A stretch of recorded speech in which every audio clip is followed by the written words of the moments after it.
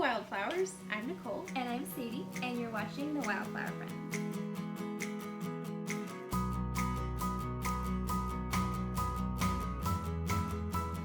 Today, we thought we'd do something a little bit different. We are going to be filming a What's in My Knitting Bag video. Yes. Would you like to start? Okay. So, I've got my knitting bag here, and this is a pattern by Grainline Studios called the Stow Bag. I sewed this a little while back, and I made it out of a Rifle Paper Company fabric that I got at our local fabric store. Love their fabric. Yeah, and I really like this fabric because it's a little stiff, so it stands up on its own, and I can get to my knitting really easily. So in here, I've got my main project, and you've seen this before. It is my puntilla sweater. I've got my pattern here. So what I keep in here is my project that I'm working on, and a few skeins of the yarn, like the ball I'm working from, plus an extra one for when I run out. So there's that. And then I've got, like I said, I have the pattern in here, and I've made them into little booklets so that they're easier to fold up and keep in a pocket in my bag, because I noticed that when I have like the full printout, they get all mangled and destroyed and they get torn, and it really frustrates me. I've made these and I love them because it fits really nicely in the pocket of my knitting bag, and so that's what I keep in there. So the next thing that I usually keep in my knitting bag is the label to the yarn that I'm using. I don't really know why. I think I'm a little bit of like a weird hoarder and keeps everything. No, she's just the opposite of me and actually saves her labels so that she knows what she's working with. I don't know why. I don't know why that's necessary, but I keep the label. So then, what else do I have in here? I have my crochet hook. This is a Clover Amour 2mm crochet hook for if I drop a stitch, it's easy to pick it back up. That's very necessary. So I just keep that in my knitting bag as well. Alright, and so then the next thing that I have in here is some little scissors, because I believe that you should cut your yarn and not rip it.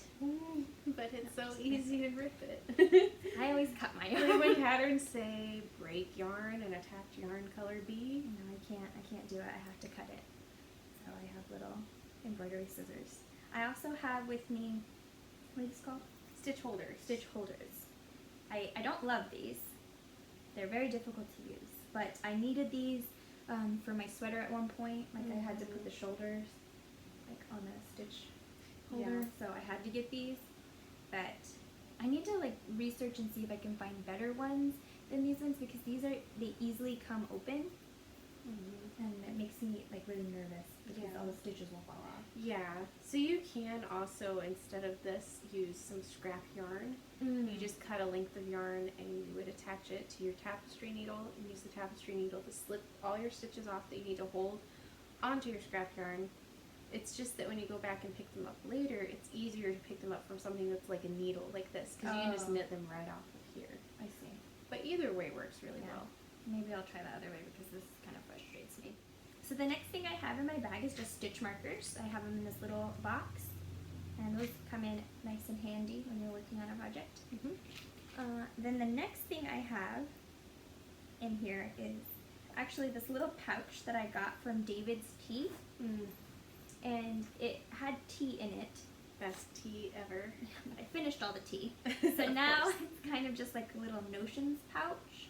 I do still have some of my own tea in here, some little tea packets, and then I have my tapestry needles. These are the chibi ones from Clover. I have some washi tape to mark where I am in my patterns. I have my retractable measuring tape. And then the last thing that I have in this little pouch is some chapstick and lotion. And then the last thing that I keep in my knitting bag is these motion sickness bracelets. So interesting. I get very car sick whenever I'm knitting. Yeah. And I actually started this project when we were doing a road trip to Florida, and I had to wear these because they put a little like plastic thing here, and it puts a pressure point on your wrist. So it's not a scent. No. I assumed it was a scent. No. It helps with nausea. No, it's like a little pressure point thing that you put on your wrist. Did you find it really helped? It it does. Like, It's if I amazing. take them off, I immediately get sick. And I've tried to, like, yeah, it hurts. I gotta get these. It hurts. So, It's like, amazing. I'll be knitting, and then I'm like, these hurt too much. Like, I gotta take them off for a little while because they're really tight. It's like acupressure. Yeah, but it does help. Like, I don't get sick. That's really cool. Yeah. So in the car, I just have these in my knitting bag already, so I don't have to worry. Like, sometimes I grab my knitting bag when we're headed out the door, and I try to start knitting, and I immediately get car sick. Yeah. I've And had the same I'm thing. so frustrated. I'm thinking I'm just gonna buy a few extra pair and put them in all of my knitting bags, so that I don't have to worry about it. And that's a good idea, because typically if I knit in the front seat, I'm fine, but if we're on a road trip with other people and I'm in the back, that's when it's not good. So I'm going to have to look into those. You know, I think my husband got them for me, and I think that he just picked them up at like a Rite Aid. Oh, okay. Yeah, so they're Nice. not hard to find. So Easily accessible. Yeah. So if you have the same problem, you know, maybe that will help you too. So you can check it out and see. So that's everything that I have in my knitting bag. So do you want to do yours now? All right, let's do this. All right, so in my knitting bag, I'll show you what it is first, and Sadie actually made it for me. These are the ones that we showed in a previous knitting video where we have matching knitting bags. She can tell you about the fabric and the pattern. This is also Rifle Paper Company fabric, and I just lined it with some like satin material that I had left over. So it's nice and slippery. So whenever you're knitting, your yarn doesn't like drag on the fabric. No snags. Yeah, it's nice and smooth. And the pattern I just found on Pinterest, and I can put a link to it in the description box for you. Perfect. It's really simple. I actually made a few modifications to the pattern. It has like on the outside pockets that you can put, but I just wanted something really simple.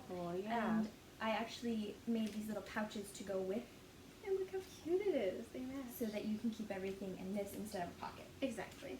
I like that better because it's more secure. You're not worried that it's going to fall out of the pocket. Yeah. All right, so let's go through what I keep inside. So again, I like to keep it pretty simple. So I'll have obviously whatever project I'm working on. These are the monkey socks. I talked about these before. Typically, if I printed out the pattern, I would keep it in the bag as well. I'm definitely going to be using Sadie's little booklet template from now on, because that's adorable. It's a lot more manageable of a size. You're not like unfolding this giant pattern, like newspaper size thing, and it won't get all crumpled up, which is nice. But for these socks, I'm actually just following the pattern from my phone. I just screenshotted it because I actually started these when I was traveling, so I didn't have access to a printer to print out the pattern. So I just screenshotted the pattern. I'm just following that. And I always have my phone with me, so that's easy. So now let's talk about what I keep as far as little notions and accessories go. So I've got this nifty little pouch with a snap.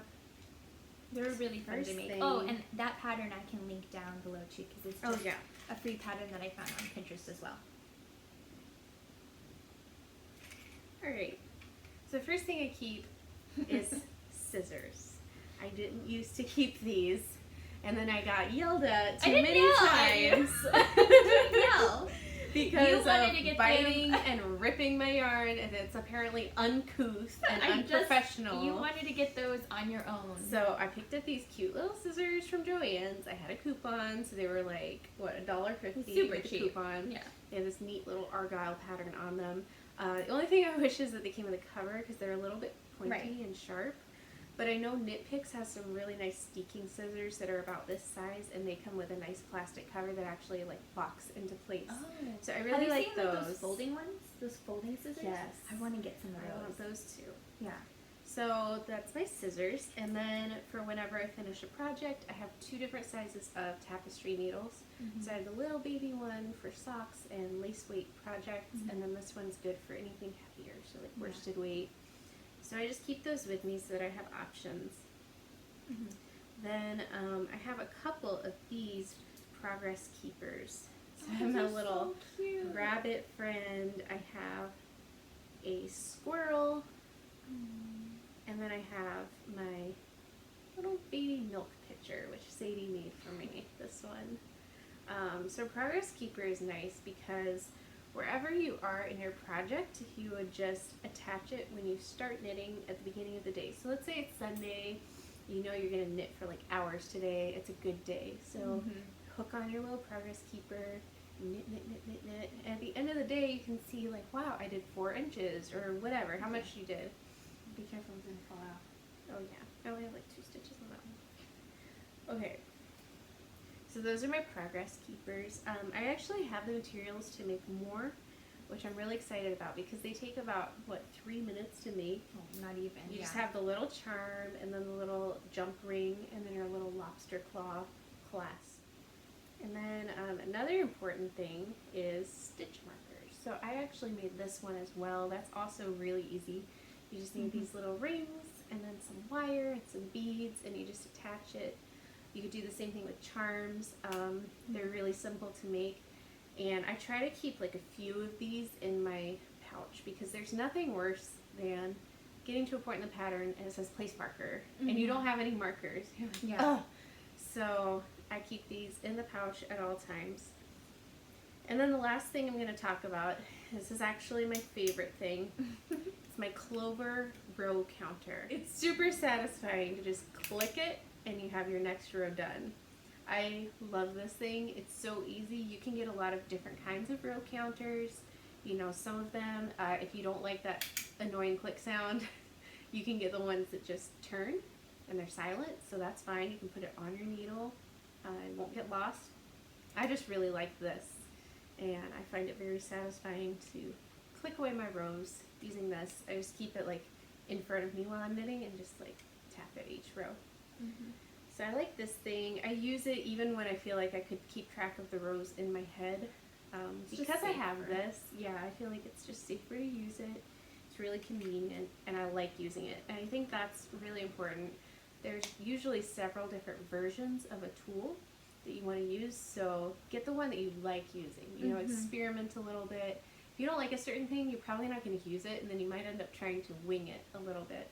So just get something that you enjoy using, that makes you happy, and then you'll be more likely to use it and be successful in all of your knitting endeavors. And I have a row counter as well. It's in a different project bag, but because I'm a beginner and I definitely need to keep track of my rows, mine actually locks so that you can't accidentally press the button. That's smart, because that has happened to me before. Yeah, so mine, I can show you. It's in this project bag. So it has a little switch at the bottom, and you just click it and it locks it, and then you can't click it. So I think that for beginners too, like this is especially handy to be able to lock it and you don't accidentally get rows clicked away for you. Alright, so that's everything that we keep in our knitting bags. We really hope you enjoyed this episode. Let us know in the comments down below what your knitting essentials are, and we will see you next time. Bye!